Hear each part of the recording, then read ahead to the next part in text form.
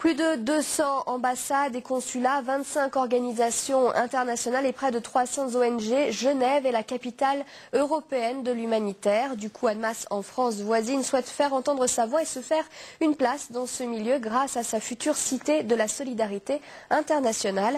La ville vient justement d'accueillir une formation de cadre de Haut Commissariat des Nations Unies aux réfugiés. Le sujet est signé Fanette de Buisson et Cindy Barnès.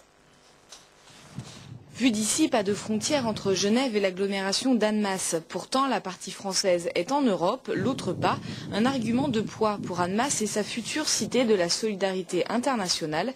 Les organisations non gouvernementales qui s'installent sur le territoire français peuvent recevoir des aides européennes. Autre argument, le prix des loyers est bien plus bas qu'à Genève. Nous sommes dans la même perspective qu'un commerce qui se crée. Il ne faut pas faire des prix trop chers au début si on veut que les gens viennent. Non, en fait, on n'a pas l'intention non plus de remonter les loyers ensuite. C'est un prix d'appel, mais c'est un prix qu'on va faire durer parce qu'on sait bien que face à Genève, on a tout de même un peu moins d'attrait. Pour les ONG, Annemasse, c'est donc un moyen d'être proche de Genève. Pour un loyer de 300 € par mois, la cité de la solidarité internationale sera située à une dizaine de minutes du centre de Genève et de son quartier des Nations Unies. Depuis les 60 dernières années, Genève est une cité qui a joué un rôle important sur la scène internationale et dans un monde aujourd'hui où on tâche d'abolir les frontières, il faut considérer Genève et Annemasse comme une seule entité.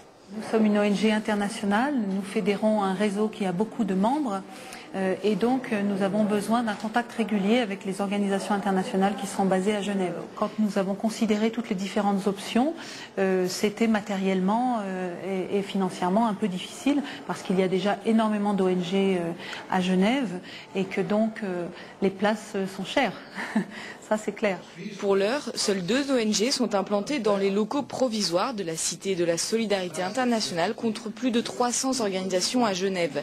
Mais l'agglomération d'Annemasse démarche les ONG pour vendre ses atouts et ne plus être dans l'ombre de sa voisine suisse. Genève ne peut pas tout avoir, donc c'est bien qu'on partage, et en tout cas sur ce type d'action, de formation avec des hauts fonctionnaires internationaux, Annemasse joue tout à fait sa carte.